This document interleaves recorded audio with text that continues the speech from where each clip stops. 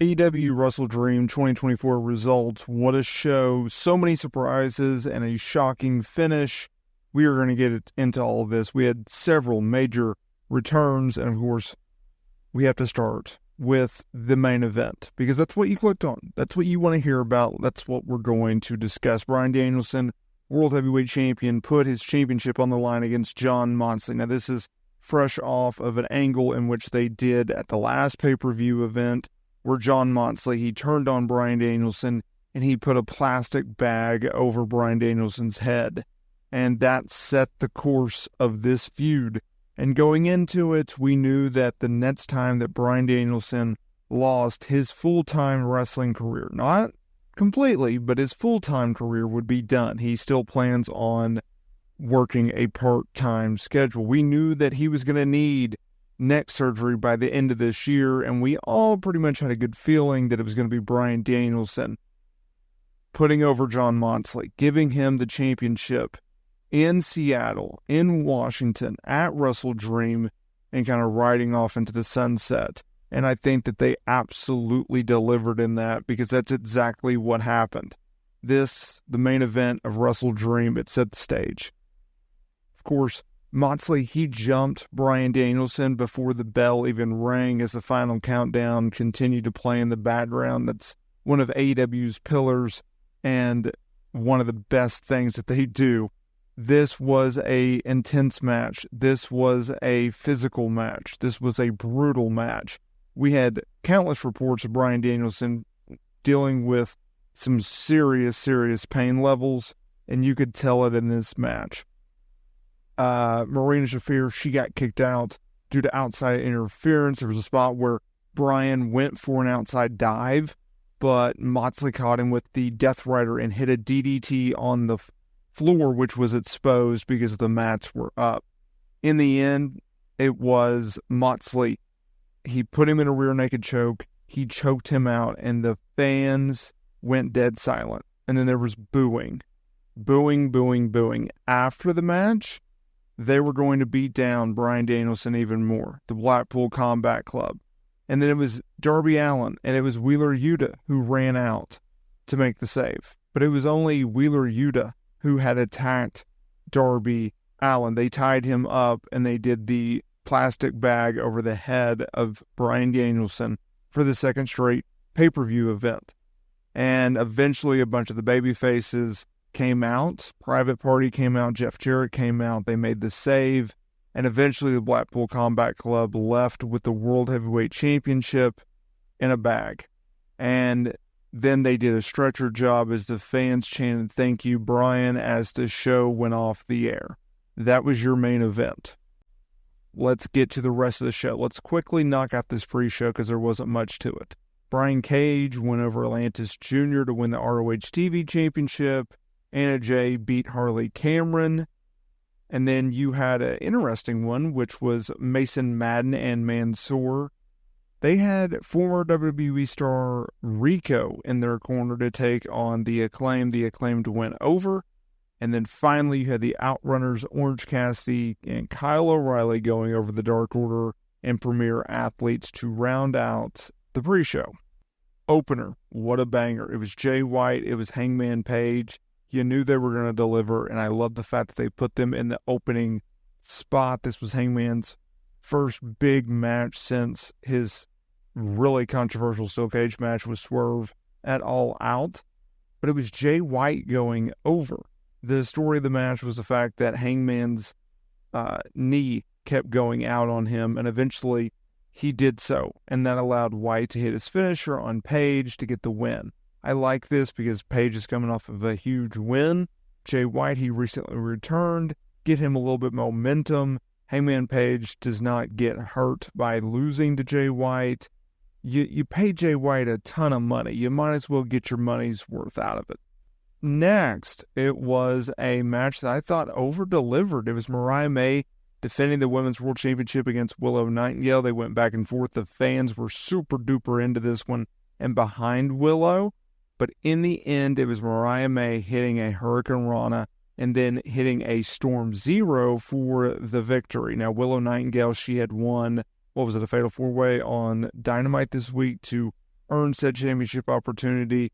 Fightful Select had a note noting that despite the fact that Britt Baker pulled out of the match due to strep throat, it was always Willow Nightingale slated to win that match and challenge Mariah May for the championship. And I love the little Storm Zero finisher nod to Toni Storm, of course. Up next, it was you want to talk about surprises, you want to talk about returns. Well, this match had it because TNT champion Jack Perry, he went over Shibata. No big deal. Everyone knew that he would. Shibata puts on good matches, but he's never going to be anyone in AEW. I'm just sorry. He's just not. He doesn't do much for me either, but that's just me. Post-match, Perry attacked Shibata. Daniel Garcia, he ran out and they had to stare down. Okay, we're thinking we're going to get Perry versus, Daniel Garcia going forward. And then, boom, MJF walks out, and he has a stare down with Daniel Garcia. Perry blindsided Garcia from behind and then walked to the back. MJF beat down Garcia and then cut a promo, talking about how he made movies and millions while away from AEW. MJF said that Garcia had a bidding war and knocked it for not being very strong, a tie to multiple reports about how WWE was interested in Daniel Garcia, only for them to find out what his asking price was and how much AEW was willing to give him. They were like, yeah, we're not going to do that. MJF said that he got the diamond ring back and told Garcia that he was going to kiss it. And then this led to another return, which was Adam Cole coming out, running down to the ring to confront MJF, who ran through the crowd like a coward that he is storyline-wise. So let's break this down. MJF, he had not been seen since beating Daniel Garcia at All Out. He had been filming Happy Gilmore in another movie that I can't think of off the top of my head. So that's good. Adam Cole obviously has been sidelined for over a year after breaking his ankle and having multiple surgeries on it. He is medically cleared according to Fightful Select. So you have various angles in which you can go into coming out of this pay-per-view event and into Full Gear in November. You could do MJF versus Daniel Garcia. You could do Adam Cole versus MJF. I think you can stagger these a little bit, and I think that would be probably the way to go. Up next, best match of the night, and it's not even close. International champion Will Ospreay defending against Ricochet and Takeshita in a triple threat match. Banger of a match. You knew that it had the chance to steal the show, and they absolutely freaking did. Here's the story of the match, though. So there was a near fall where Will Ospreay was about to win the match. Don Callis pulled him out of the ring and attempted to stab Will with the screwdriver. One of the worst ideas in all of pro wrestling. You're going to stab you over the screwdriver. Okay. Then Will stopped it, and he was about to hit Don Callis with the Tiger Driver 96. And then Kyle Fletcher came out and hit Will with the back of the screwdriver because, of course, we're not going to be stabbing people. And that allowed Takeshita to hit the running knee and beat Will Ospreay to become the new international champion. So that was fun. Up next, we had a segment. Swerve Strickland came out for a promo with Prince Nana, talking about how he's medically cleared and wanted to lay out future plans. MVP and Shelton Benjamin came out. Now, everyone and their mother, including myself, thought this was going to be the spot where Bobby Lashley would make his AEW debut. That was not the case.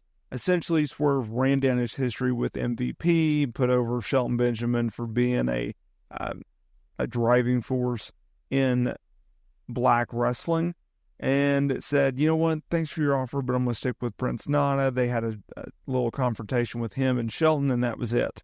So, whatever. We'll wait until Dynamite, I suppose, to see Bobby Lashley show up. Hologram, he extended his now 15 straight win streak in a 2 out of 3 falls match over Beast Mortos.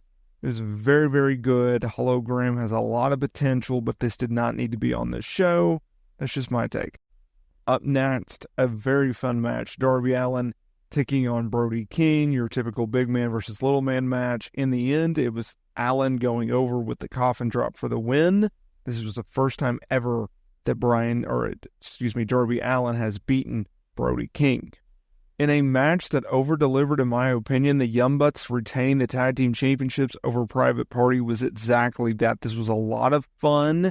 There's a lot of near falls. There was a lot of close moments where you thought, wait, maybe Private Party's going to get it done. In the end, that was not the case, as the Young Bucks went over with the Meltzer driver. Co-main event time as we finish up this video. Thanks for those who stick it out with me. It was Mark Briscoe retaining the ROH World Heavyweight Championship over Chris Jericho. He got his revenge. In the end, Jericho hit the Dre Driller at one point, only for Mark to fight back, hit an elbow drop off the top, and hit a J Driller for the win. Let me know down in the comments here below, what do you think about this show and how everything was booked.